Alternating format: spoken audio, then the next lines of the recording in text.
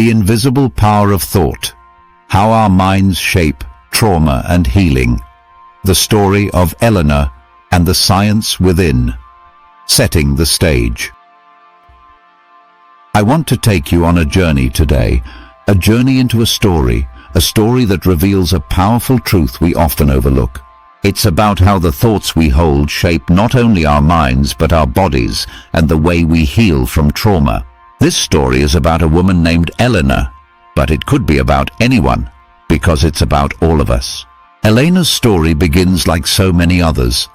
She was an energetic, busy woman, juggling her responsibilities, her hopes, and her daily stresses. She wasn't extraordinary in any outward way, but her inner life was complex, filled with worries, doubts, fears about the future, and sometimes resentment about past difficulties. One day, something happened that changed everything. Elena slipped and fell, fracturing her leg badly. This sudden trauma forced her to stop, to rest, and to face not just physical pain but emotional turmoil as well. But the most important part of her story isn't just the fall. It's what happened next, and the invisible force that shaped her healing. The mind-body connection, more than a metaphor. Most of us think of injuries and illness as purely physical events, caused by accidents, germs, or genetic flaws. But what if I told you there is a deep, scientifically supported connection between what we think and feel and what happens inside our bodies? Marcus, a mentor who has dedicated his life to understanding this connection, explained it like this to me. Your body is a living reflection of your mind. The thoughts you think, the emotions you carry, they create an internal environment that either supports your health or undermines it. This is not just spiritual or philosophical talk. Science backs it up. Chronic stress, the kind created by persistent negative thoughts like fear, anger, or anxiety, triggers the release of stress hormones like cortisol. When these hormones stay elevated for long periods, they suppress the immune system, inflame the body, and slow down healing. Elena's fall was sudden, but the conditions that made her body vulnerable had been building silently for months or years. Her chronic worry, the mental tension she carried, all these influenced her body's resilience. Thought as creator of reality, trauma and healing. Marcus shared a crucial insight. Whether trauma appears suddenly, like a fall or accident, or emerges slowly through disease, it is always a mirror of your inner mental state. Healing begins not just with medicine, but with the transformation of thought. Imagine the mind as a garden. If you constantly sow seeds of stress and fear, your garden becomes overrun with weeds that choke the life out of your plants.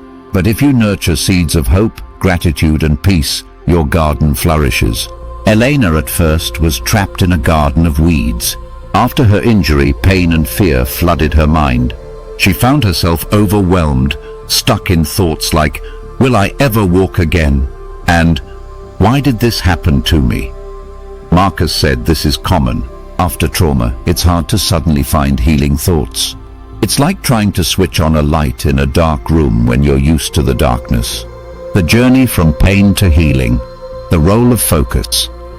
Healing is a process of gradually changing your inner focus. Marcus explained that it's easier to improve health starting from moderate well-being than from deep illness or trauma. But no matter where you are, progress is possible. Elena's transformation began when she started noticing small moments of ease amidst the pain. A gentle breeze, the softness of her blanket, the smile of a visitor, these became lifelines.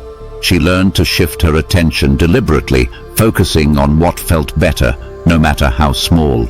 This deliberate focus rewired her mental patterns and gradually affected her physical healing.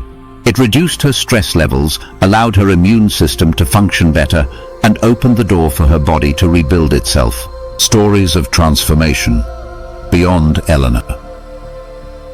Marcus also shared stories of others who faced even greater challenges. Some were told by doctors that their illnesses were incurable.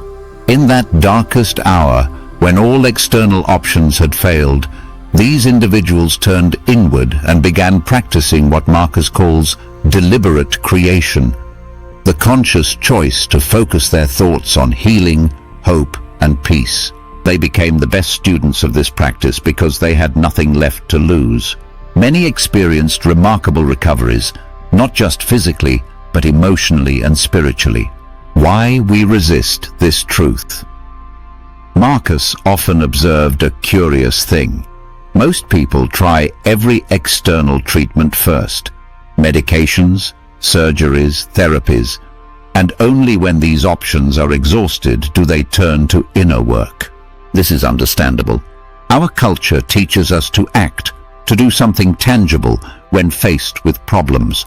Thinking about thinking or focusing on positive emotions feels intangible or even silly in the face of real suffering. But Marcus's message is clear.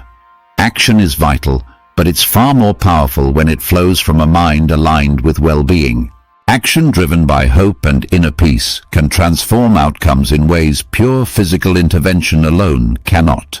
The science behind thought and healing. It's not just philosophy. Neuroscience and psychoneuroimmunology have shown that positive thoughts and emotions influence brain chemistry. They increase the production of endorphins and neurotransmitters that reduce pain and boost mood. Positive mental states lower inflammation and improve immune response. This means your brain is constantly communicating with your body, and your thoughts can either trigger stress responses or healing responses. How to harness this power?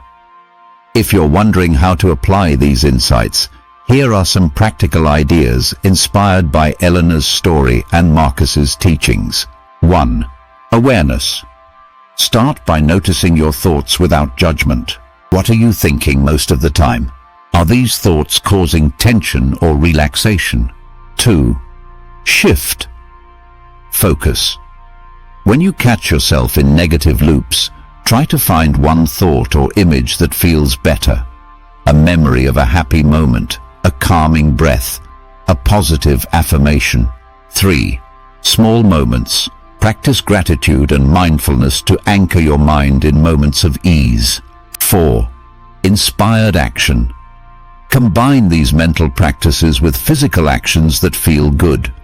Gentle movement, nutritious food, connecting with supportive people. 5. Patience. Understand healing is a process. It won't happen overnight, but every positive thought strengthens your inner environment. What this means for you. Healing is not a passive event that happens to us. It is an active creation shaped by the invisible power of thought. The story of Elena, and so many others, teaches us that even in the darkest moments, the mind holds the key to transformation. When faced with trauma, illness, or hardship, remember, your thoughts are seeds. What will you choose to plant? What garden will you nurture? This is your journey, your healing, your power.